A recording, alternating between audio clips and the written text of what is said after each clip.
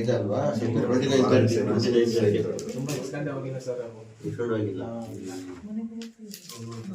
ಕಂಡೋರ್ಸು ಗಾಡಿದು 2930 ಪಾಪ್ಸ್ ಅಲ್ವಾ.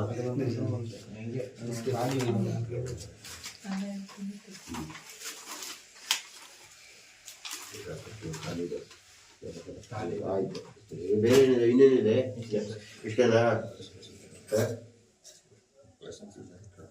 ಈಗ ಇದೆಲ್ಲ ಮಾಡ್ತೀರಪ್ಪ, ಇದೆಲ್ಲ ದುಡ್ಡು ವ್ಯವಹಾರ ಮಾಡಿದ್ಯಾ? ಚೆಕ್ಗಳು ಅಷ್ಟೊಂದು ಚೆಕ್ ಇಟ್ಕೊಂಡಿದ್ಯಾ? ಗಾಡಿ ಇಟ್ಕೊಂಡು ದುಡ್ಡು ಕೊಟ್ಟಿದ್ಯಲ್ಲ, ಇದಕ್ಕೆ ಏನಾದ್ರು ಲೈಸೆನ್ಸ್ ಏನಿದೆಯಾ?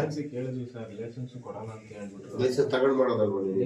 ಕೇಳಿದ್ವಿ ಸರ್. ಇಲ್ಲ ಸರ್, ಇವೆಲ್ಲ ಅಷ್ಟು ದುಡ್ಡು ಇರೋವೇ ಅಲ್ಲ ಸರ್. ನಾನು ವ್ಯವಹಾರನೇ ಬಿಟ್ಬಿಟ್ಟಿದ್ದೀನಿ. ಗೊತ್ತಾದಾಗ ಒಂದ್ಸಲಿ ಹಿಂಗೆ ಬಂದು ಮಾತಾಡ್ಬಿಟ್ಟೆ. ಅದೇ ಗೊತ್ತಾಯ್ತು. ಅಲ್ಲಲ್ಲ, ಈಗ ನಾನು ಹೇಳೋದು ಲೈಸೆನ್ಸ್ ತಗೊಂಡಿದ್ದೀರಾ ಅಂತ. ಲೈಸೆನ್ಸ್ ತಗೊಂಡು ಮಾಡಿದ್ರೆ ಪರವಾಗಿಲ್ಲ.